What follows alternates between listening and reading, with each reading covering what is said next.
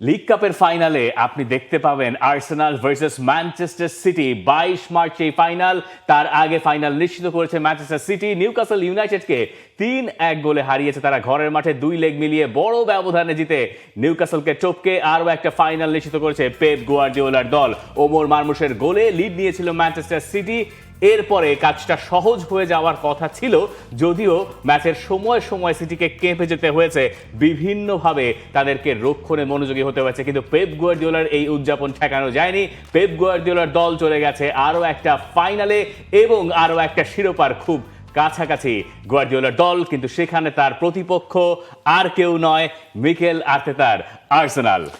March মাসে সেই ম্যাচটা রয়েছে, অর্থাৎ আমরা এই জায়গায় আপনার আর্সেনালেরও একটা লম্বা সময় ট্রফি খরা কাটানোর সুযোগ আমরা দেখব। ম্যানচেস্টার সিটি তারাও 2021 সালের পর আবারও লিগ কাপের ফাইনালটা নিশ্চিত করে ফেলেছে। আর্সেনাল হারিয়েছিল চেলসিকে 1-0 গোলে।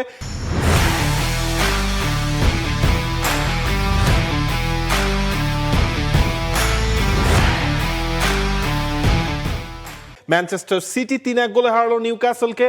তবে ম্যানচেস্টার সিটির জন্য এই ম্যাচেও অনেকগুলো অ্যালার্মিং সাইন কিন্তু রয়েছে। আপনি ফার্স্ট হাফ ম্যানচেস্টার সিটিকে দেখেছেন একরকম, 34 মিনিটের মধ্যেই 3-0 হয়ে গিয়েছিল লিড। সেকেন্ড হাফে এবারের প্রিমিয়ার লিগে বা এবারের সিজনে ম্যানচেস্টার সিটিকে আমরা যেটা দেখি, ফার্স্ট হাফের সিটি সেকেন্ড হাফের সিটি পুরোপুরি আলাদা। সেম জিনিসটাই কিন্তু রেপ্লিকেট হয়েছে এই ম্যাচেও। আপনি এই সিজনে ম্যানচেস্টার সিটি যদি ফার্স্ট হাফে লিগেই যত পরিমাণ আপনার ম্যাচ লিডে থেকে শেষ করতে পেরেছিল ফার্স্ট হাফটা, ম্যাচ শেষে 12 পয়েন্ট কিন্তু তারা হারিয়েছে। ওই ক্যালকুলেশনটা মাথায় রাখুন। ফার্স্ট হাফ এবং সেকেন্ড হাফের ওই তফাৎটা আপনি বুঝতে তারা পেরেছেন। সেকেন্ড হাফে এখন পর্যন্ত এই জানুয়ারি মাসে যতগুলো ম্যাচ খেলেছে কোনো ম্যাচে গোল করতে পারেনি। এটা কিন্তু আবার সেম এই ম্যাচটাতেও হলো। আরেকটা আলোচনার বিষয়, কিন্তু এই ম্যাচের সঙ্গে বাকি রেকর্ডগুলো যদি আমরা মেলাতে চাই, তাহলে সেটা পেপ গুয়ার্দিওলা তার সঙ্গে দ্বিমত পোষণ করবেন। লিগ কাপের ম্যাচ অনেকগুলো তিনি চেঞ্জ করেছেন, এবং সেটাও না, তার চেয়ে বড় কথা আপনি ফার্স্ট লেগ তো জিতে ফেলেছেন 2-0 গোলে, এবং সেকেন্ড লেগে আপনি যখন এসেছেন আপনি 3-0 গোলে এগিয়ে যাওয়ার পর আপনার কত হলো অ্যাগ্রিগেট? 5-0। এখন আপনি আমাকে বলেন যে আমি সেকেন্ড হাফে যে খেলবো, আমার চাহিদা কি? সেকেন্ড হাফে আমি তো আসলে ম্যারমেডে ফুটবলটাই খেলবো, এইটাই কি স্বাভাবিক না? কিন্তু এই জায়গায় বিপদটা কিভাবে হতো খেয়াল করেন। এলেঙ্গা তিনি নামলেন, তিনি গোল করলেন। এলেঙ্গা নামলেন গর্ডনের জায়গায়। এবার আপনি সেকেন্ড হাফে ম্যানচেস্টার সিটি, খুসানফ তিনি খুব বাজেভাবে একটা বল লুজ করলেন। সেখান থেকে এলেঙ্গা অ্যাটেম্পটা করেছিলেন, সেটা গোল হয়নি। এরপর অ্যালেন তিনিও কিন্তু একেবারে স্লিপ করে, ওইটাও একটা নিশ্চিত গোল হতেই পারতো। ওই দুটা গোল যদি আবার হয়ে যেত, তখন কি আপনি এটাকে ম্যারমেডে বলতে পারতেন? তখন তো বলতে পারতেন না। তখন দেখা যেত ম্যাচটা ইকুয়াল 5-3। হ্যাঁ, তখন হতো যে আপনার 5-3 হতো। ম্যাচের শেষ দিকে বার্নস দেখলাম আমরা একটা সুযোগ মিস করেছে। Anything can happen. তবে ওই ফার্স্ট লিগের ওই রেজাল্টটা ম্যানচেস্টার সিটিকে কিছুটা হলেও রিল্যাক্স রাখার সুযোগ করে দিয়েছিল। আপনি শেষ দিকে হল্যান্ডকে নামিয়েছেন, আপনি রড্রিকে নামিয়েছেন, বাট ওই যা করার সিটি করেছিল ওই ফার্স্ট হাফটাতেই। আমার কাছে মনে হয় সিটি যদি দুশ্চিন্তা করার কিছু থাকে, তাহলে ওই ফার্স্ট হাফে কিছুটা দুশ্চিন্তা তারা করতে পারে। যখন জেমস ট্র্যাফোর্ডকে, অর্থাৎ ম্যানচেস্টার সিটির সেকেন্ড গোলকিপার, যিনি বেশ কয়েকটা ভালো সেভ করছেন, এবং আমরা এক্সপেক্ট করতে পারি যে পেপ গুয়ার্দিওলা ফাইনালে জেমস ট্র্যাফোর্ডের ওপরে ভরসা রাখবেন, যেহেতু এটা লিগ কাপের টুর্নামেন্ট এবং সেখানে তিনি সেকেন্ড চয়েস গোলকিপারকে খেলাচ্ছেন।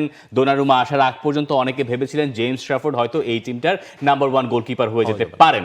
সেটা তো আর শেষ পর্যন্ত হয় নাই। দোনারুমাকে দলে নিয়েছিলেন Manchester City coach Pep Guardiola, এবং তার আন্ডারে আরও একবার আমরা দেখতে পাচ্ছি যে গোলকিপিং পজিশনটা তারা সলভ করে ফেলেছে। কিন্তু জেমস ট্র্যাফোর্ড তার সক্ষমতার পরিচয় দিয়েছেন নিউক্যাসলের সঙ্গে এই ম্যাচটাতে, যেখানে তার ওপরে রাখা ভরসার প্রতিদান তিনি দিয়েছেন। লিগ কাপের প্রতিটা ম্যাচে তিনি খেলেছেন, এবং আমার ধারণা তিনি ফাইনালেও খেলবেন। যে কয়েকটা জায়গায় তিনি সেভগুলো করেছেন, এই সেভগুলো না করলে হয়তো গল্পটা অন্যরকম হতে পারতো।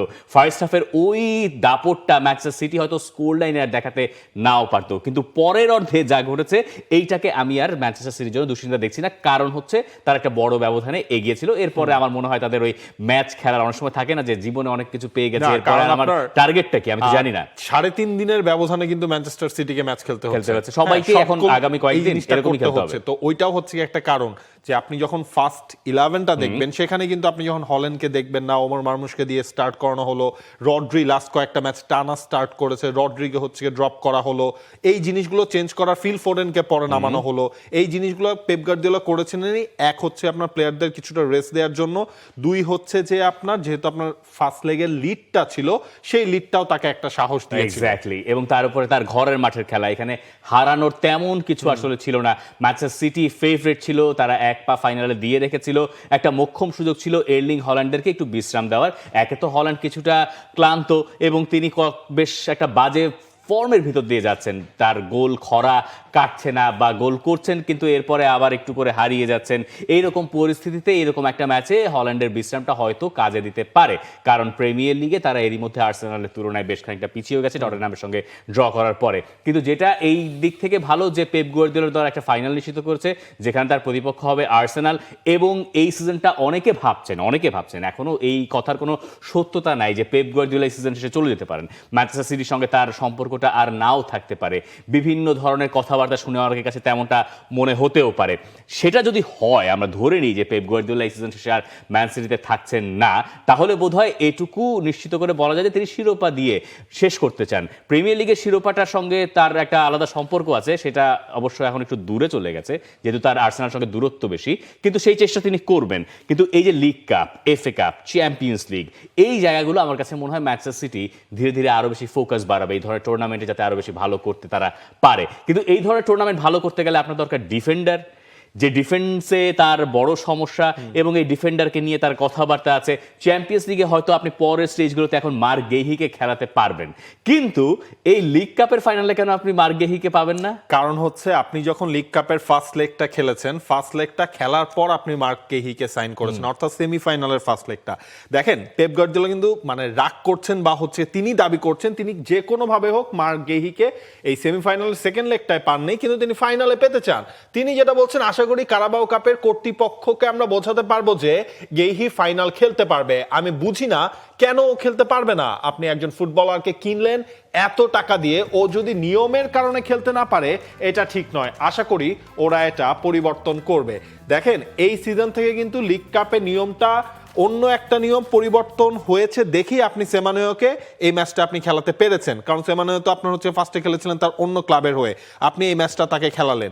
কিন্তু যেহেতু আপনার গেহির সাইনিংটাই হয়েছিল ফার্স্ট লেগ যেটা নিউক্যাসলের সাথে খেলা হয়েছিল তার পর, সো ওইটা তো হচ্ছে নিয়মের বেড়াজালে আসলে তিনি আটকে গেছেন। এই নিয়মটা পরিবর্তন করার কথা পেপ গুয়ার্দিওলা আসলে তামাশা করে বললেন না কি করে বললেন এটা আমার কাছে স্পষ্ট না। এই নিয়ম কখনোই পরিবর্তন হবে না, যেটা নিয়ম সেটা তো নিয়ম। তারপরে তিনি এই অনুরোধটা কেন করতে চাইছেন? হ্যাঁ, এটা একটা প্রশ্ন। দেখেন এর আগে চ্যাম্পিয়ন্স লিগে একটা সময় এরকম নিয়ম ছিল, জানুয়ারিতে আপনি যাকে দলে নেন না কেন আপনি চ্যাম্পিয়ন্স লিগের কোনো স্টেজে আর তাকে ব্যবহার করতে পারবেন না, সে যদি আগে চ্যাম্পিয়ন্স লিগ গ্রুপ স্টেজে খেলে থাকে। ওই নিয়মটা উঠিয়ে ফেলেছে পরে ইউএফা। কিন্তু এরকম ভাবে যখন নিয়ম একটা অলরেডি এক্সিস্ট করে সেখানে আপনি আর ওই নিয়মটা সরাতে পারবেন না। গুয়ার্দিওলা এখন বলছেন হয়তো তার কাছে প্রশ্নটা ওভাবে গেছে বলে তিনি একটা মানে মনোভাব পোষণ করেছেন। এবং এইটা ধরেন আপনি যদি কালকের প্রেস কনফারেন্সটাও খেয়াল করেন, সেখানে হচ্ছে মানে অর্ধেকের ওপরে সময় তিনি নানাভাবে এই একটা জিনিসকেই কিন্তু তিনি তুলে ধরেছেন, ক্লাব টাকা খরচ করছে ওকে কেন খেলাতে পারবো না, এই জিনিসগুলো আপনি জানতেন না মার্ক গেহিকে সাইন করার আগে যে তিনি খেলতে পারবেন না। হয়তো এই জিনিসটা হচ্ছে কি তিনি দাবি করছেন, বলছেন যে এখন তো লম্বা সময় রয়েছে, মার্চের 26 তারিখ না 22 তারিখ হচ্ছে যে আপনার ম্যাচটা, এর আগে যদি ক্লাব কর্তৃপক্ষ বোঝাতে পারে যে এই নিয়মটা পরিবর্তন করা হোক, কিন্তু সেটার আসলেই চান্স কম। আর আপনি তাকে কেন আপনার দরকার সেটা তো আপনি এই ম্যাচেও প্রমাণ পেয়েছেন, যখন খুসানভ তিনি খেললেন তার কাছ থেকে কিছু ফাম্বেল আপনি পেয়েছেন, অ্যালানের কাছ থেকে আপনি সেই ফাম্বেলগুলো পেয়েছেন। সুতরাং পেপ গার্দিওলা ধারণাই করছে আমার এই জিনিসটা আসলে এনি হাও দরকার। এক মাস সময়ের ভেতরে রুবেন দিয়াজরা কি ফিট হবেন? হয়তো হতে পারেন, এক দেড় মাসের মতো সময় আছে। ম্যাচ ফিটনেস আলাদা একটা প্রসঙ্গ, সেটা দেখার বিষয় যে ওখানে কি হয়। Pep Guardiola we love you, specially আপনি প্যালেস্টাইন ইস্যুতে যেভাবে সবার সামনে এসে কথা বলেছেন, এই ম্যাচের আগে প্রেস কনফারেন্সে যা যা বলেছেন, আপনি আপনার স্থান পরিষ্কার করেছেন। ওই রকম জায়গায় থেকে ফুটবলাররা বা কোচরা, স্পেশালি এরকম নাম করা লোকেরা সাধারণত কথা বলতে চান না, কিন্তু আপনি বলেছেন এই কারণে উই লাভ ইউ। কিন্তু মার্ক গেহির ব্যাপারে আমরা এই জিনিসটা জানি না আপনি কেন এই কথা বলছেন। ম্যানচেস্টার সিটির কাজ তো এখানেই শেষ হয়ে যাচ্ছে না। লিগ কাপের ফাইনালে আর্সেনাল যেভাবে উঠেছে, তারা চেলসিকে শেষ ম্যাচটায় হারিয়ে দিয়েছে 1-0 গোলে, কাই হাভার্টজের গোলে তারা ফাইনাল নিশ্চিত করেছে, এক্স চেলসি ম্যানের গোলে, এবং চেলসি বাদ করেছে, আসলে গোল করেন, তাই না? কি একটা অদ্ভুত ব্যাপার। কিন্তু আর্সেনাল আর ম্যান সিটি এই ফাইনালে জিতবে কে, মানে শিরোপাটা কার বেশি প্রয়োজন? এক হচ্ছে মিকেল আর্তেতা, যিনি যিনি শিরোপা জেতেন না 2020 সালের পর থেকে এখনো পর্যন্ত। তার দল লিগ কাপের ফাইনালে উঠেছে। পেপ গুয়ার্দিওলার দলের কাছে লিগ কাপের পুরস্কারটা অত আহামরি মনে হওয়ার কথা না। আর্সেনাল হয়তো প্রিমিয়ার লিগ জিতবে এই ধারা যদি তারা অব্যাহত রাখতে পারে, কিন্তু প্রথম শিরোপাটা সিজনের নিষ্পত্তি হবে তো মার্চ মাসের 22 তারিখে। প্রিমিয়ার লিগের ব্যাপার স্যাপার তো আরো পরে গিয়ে। আর্সেনালের জন্য কি ব্যাপারটা আরো বেশি গুরুত্বপূর্ণ এই শিরোপাটা জেতা? দেখেন, দুইটা দলের জন্যই গুরুত্বপূর্ণ কোন সেন্সে, কারণ এটা হচ্ছে এখন সিঙ্গেল ম্যাচ ফাইনালে এসে দাঁড়িয়েছে। একটা ম্যাচ জিতবেন, আপনি একটা ট্রফি পাবেন। সিজন শেষে ওই যে ট্রেবলের সম্ভাবনা, 4টা শিরোপা জেতার সম্ভাবনা, ওইগুলো নিয়ে না কোনো দলই আসলে রিস্ক নেবেন না। এখন আমাদের দেখতে হবে মার্চ মাসের ওই ম্যাচটা আসার পর দুই দলের স্কোয়াডের কি অবস্থা হয়। আর্সেনালে কিন্তু ধীরে ধীরে হচ্ছে কি আপনার ইনজুরি এসে আঘাত করা শুরু করছে। আপনি মিকেল মেরিনোকে পাচ্ছেন না, ওডেগার্ডকে পেতে আপনার আরেকটু সময় লেগে যাচ্ছে, ডাউম্যান তো আপনার চলেই গেছে। ম্যানচেস্টার সিটির ক্ষেত্রে ডাউম্যানকেও দরকার আপনার। অনেক হয়েছে দেখে ননিয়ারিকে বলছেন যা একটু খেলে আসো মার্চের থেকে, তারপরে তোমাকে পরের বার আবার নেব। আপনার ডাউম্যানকেও দরকার। ওই যে ধরুন যখন সবগুলো কম্পিটিশন আপনার থাকে তখন তো হচ্ছে ওই কাজগুলো আর্তেতাকে আমরা প্রায়ই দেখি, তিনি হচ্ছে অন্যদেরকেও সুযোগ দেন। তো ওই ইনজুরি ক্রাইসিসটা এবং দুই দলের সেটআপটা মার্চ মাসের ওই 20 তারিখ নাগাদ কোন জায়গায় থাকে ফাইনালের 2 দিন আগেও, ওইটার উপর আসলে অনেক কিছু ডিপেন্ড করবে। আর্সেনালের পক্ষে 4 শিরোপা জেতা সম্ভব? কোনটা বাদ দিবেন? 3টা জেতা সম্ভাবনা চ্যাম্পিয়ন্স লিগ টাইম বাদ। আমার কাছে মনে হয় যে আর্সেনাল হয়তো ওই পথে আছে, কিন্তু 4টা শিরোপা একসঙ্গে জেতা ইজ আ বিগ টাস্ক, এবং এইটা আর্সেনালের পক্ষে সম্ভব কিনা সেটা আপনার কাছে জানতে চাই। For more updates, subscribe to our YouTube channel and click on the bell icon. Follow us on Facebook and Instagram. Download T-Sports app to enjoy exciting games and highlights. Visit tsports.com.